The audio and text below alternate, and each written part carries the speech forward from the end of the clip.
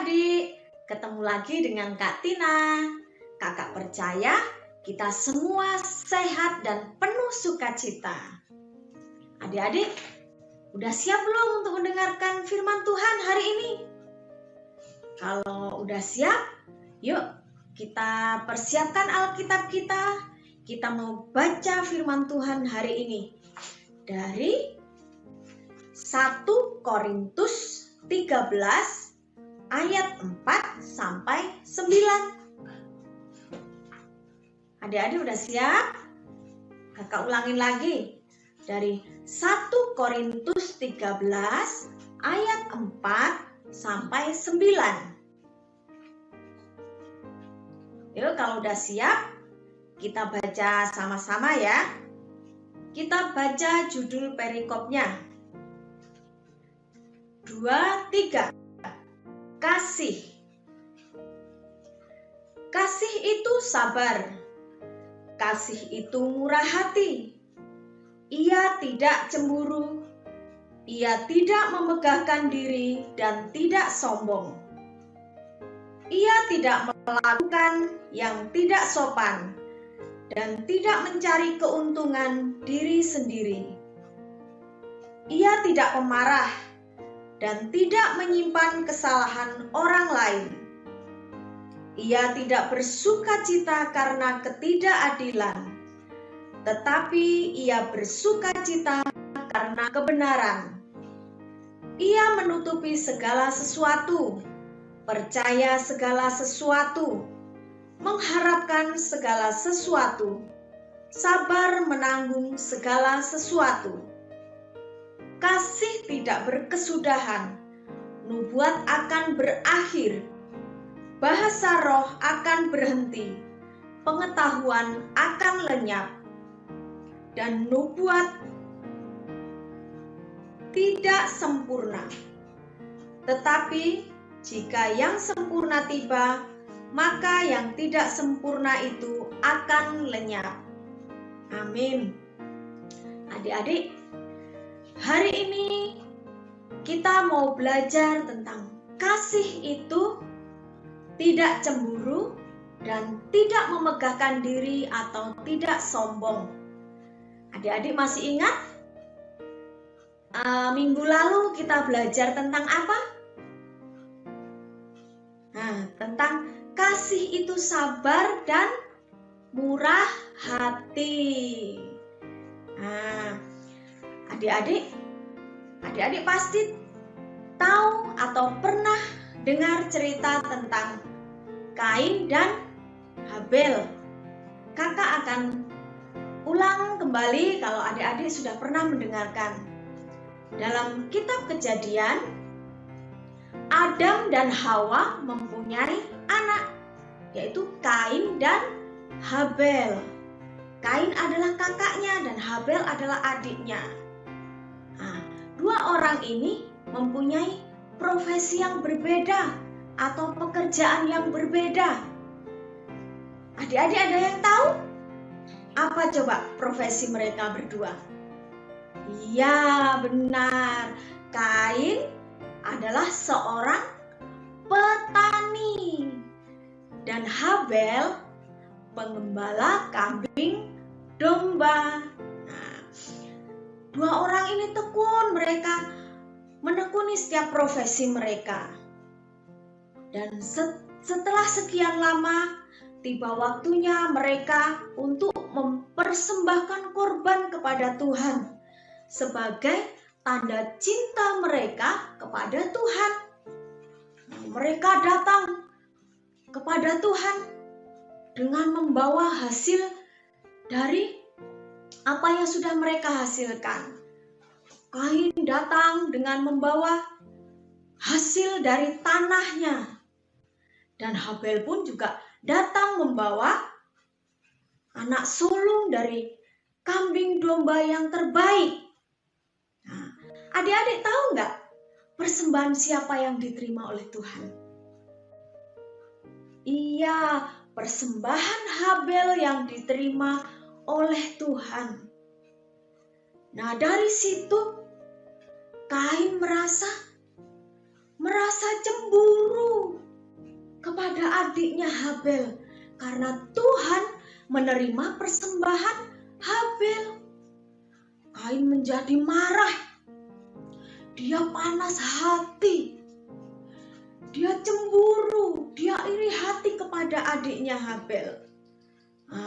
Setiap hari Kain itu mukanya muram.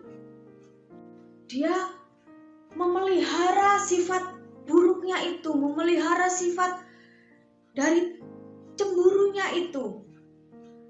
Hari lepas hari dipelihara oleh Kain. Dan akhirnya dalam hati Kain timbul niat jahat kepada adiknya. Setelah itu, apa niat jahatnya itu? Tiba kesempatan bagi Kain untuk melaksanakan niat jahatnya terhadap adiknya. Saat itu, Kain mengajak adiknya Habel pergi ke padang. Disitulah Kain melaksanakan niatnya, yaitu membunuh Habel adiknya sendiri. Adik-adik, dari cerita Kain dan Habel ini, kita bisa belajar bahwa tidak baik kalau kita ini memelihara sifat yang buruk, yaitu ini tadi dari kisah ini, cemburu, iri hati. Kita nggak boleh memelihara itu ya adik-adik. Kita harus berusaha untuk membuang sifat buruk itu. Kita minta pertolongan Tuhan untuk kita bisa membuang sifat buruk yang ada di dalam kita. Kayak misalnya nih, adik-adik yang di rumah punya adik bayi, masih punya adik bayi. Adik-adik kan tahu kan, kalau adik bayi itu belum bisa apa-apa. Dia bisanya hanya nangis. Kalau dia lapar, dia nangis. Dia ngompol, dia nangis. Dia mau tidur, dia nangis. Jadi belum bisa ngapa-ngapain, harus perlu pertolongan. Waktu orang tua kita atau mama kita lebih memperhatikan adik kita nggak boleh iri atau kita nggak boleh cemburu, karena papa dan mama kita itu sayang kepada anak-anaknya itu sama, nggak ada yang pilih kasih, sayangnya itu sama. Jadi adik-adik nggak boleh cemburu, dan adik-adik harus apa? Harus membantu orang tua kita untuk menjaga adik kita, oke? Saat ini juga kita mau belajar tentang kasih itu tidak memegahkan diri atau tidak sombong. Misalnya nih, kakak ini seorang yang berasal dari keluarga yang kaya, yang sangat kaya. Kakak mempunyai banyak orang yang membantu di rumah. Ada bapak sopir yang nganter kakak pergi kemana-mana. Ada mbak yang dampingi kakak kalau kakak mau pergi kemana-mana juga. Ada yang masak, ada yang bersih-bersih. Pokoknya kakak berasal dari keluarga yang kaya, yang berkecukupan. Tapi kakak sadar kalau semua kekayaan yang orang tua kakak miliki ataupun kakak miliki itu berasal dari Tuhan. Makanya dari itu kakak apa? Kakak menghargai setiap itu. Kakak nggak semena-mena terhadap setiap orang yang membantu di keluarga kakak. Misalnya kakak mau butuh sesuatu, kakak tidak, tolong dong, harus disiapkan, mentang-mentang mereka dibayar oleh papa mama kita. Kita nggak boleh seenaknya sama mereka. Tapi kakak apa? Kakak selalu sopan sama mereka dan selalu menghargai mereka. Kakak tidak menyombongkan kekayaan yang kakak punya. Nah, adik-adik pun harus begitu. Kalau adik-adik, orang tua adik-adik dipercaya sama Tuhan dengan harta yang berlimpah, dengan harta yang berkecukupan, adik-adik nggak boleh sombong, nggak boleh semena-mena terhadap orang-orang yang membantu di keluarga kita, oke? Nah, cukup sekian pembelajaran kita hari ini. Adik-adik ingat, hari ini belajar tentang apa? Kasih itu tidak cemburu dan kasih itu tidak memegahkan diri. Oke, adik-adik belajar untuk melakukannya di dalam kehidupan adik-adik sehari-hari ya. Oke, bisa belajar sedikit mulai sedikit dipraktekkan di rumah.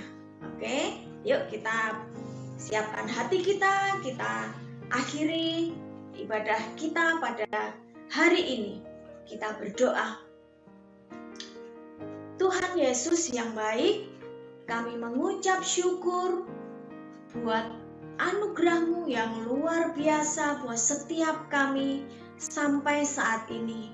Terima kasih Tuhan buat firman Tuhan yang luar biasa hari ini. Kami mau belajar untuk kami mempunyai kasih yang tidak cemburu, kasih yang tidak sombong. Ajari kami, Roh Kudus, untuk kami mampu melakukannya di dalam kehidupan kami sehari-hari. Terima kasih Tuhan Yesus, Engkau memberkati Papa Mama kami, Engkau memberkati kakak-kakak yang sudah menyampaikan firman Tuhan, Engkau memberkati setiap kami. Terima kasih Tuhan Yesus. Kami berdoa dan mengucap syukur hanya di dalam nama Tuhan Yesus. Haleluya. Amin.